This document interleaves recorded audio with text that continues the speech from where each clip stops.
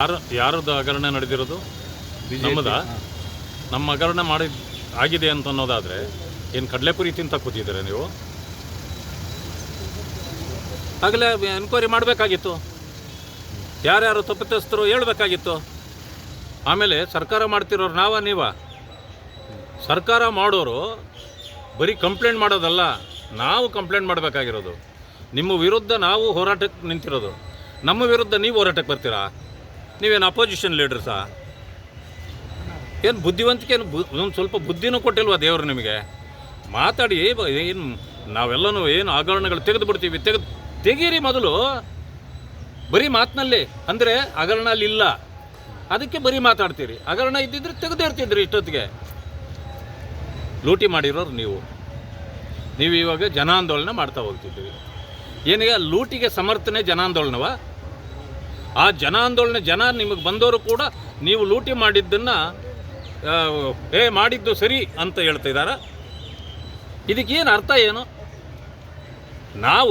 ನೀವು ಲೂಟಿ ಮಾಡಿದ್ದನ್ನು ಹೇಳ್ಕೊಂಡು ಹೋಗ್ತಾ ಇದ್ದೀವಿ, ಪಾದಯಾತ್ರೆ ಮಾಡ್ತಾ ಇದ್ದೀವಿ. ಜನ ನಮಗೆ ಬೆಂಬಲ ಕೊಡ್ತಿದ್ದಾರೆ. ನೋಡಿದ್ರಾ ಹೇಗೆ ಹೆಂಗೆ ಬರ್ತಾ ಇದೆ ಜನ ಅಂತ ರಸ್ತೆಗಳಲ್ಲಿ? ಈ ರೀತಿ ನಿಮ್ಮ ಪರಿಸ್ಥಿತಿಯನ್ನು ಬೀದಿಯಲ್ಲಿ ಇವತ್ತು ಹರಾಜಿಗಿಡ್ತಾ ಇದ್ದಾರೆ ಜನ.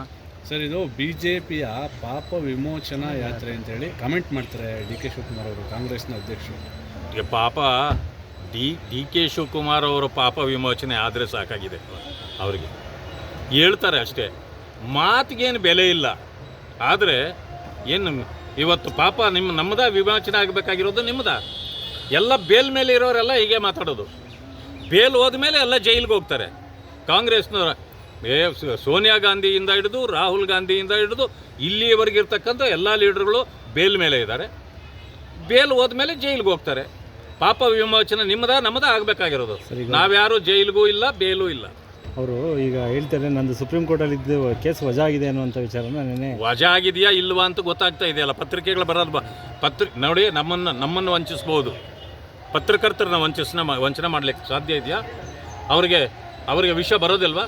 ಎಲ್ಲ ಬರ್ತದೆ. ಇವತ್ತು ಎಲ್ಲವೂ ತೆರೆದಿಟ್ಟ ಪುಸ್ತಕದಂತಿದೆ, ಟ್ರಾನ್ಸ್ಪರೆನ್ಸಿ ಇದೆ.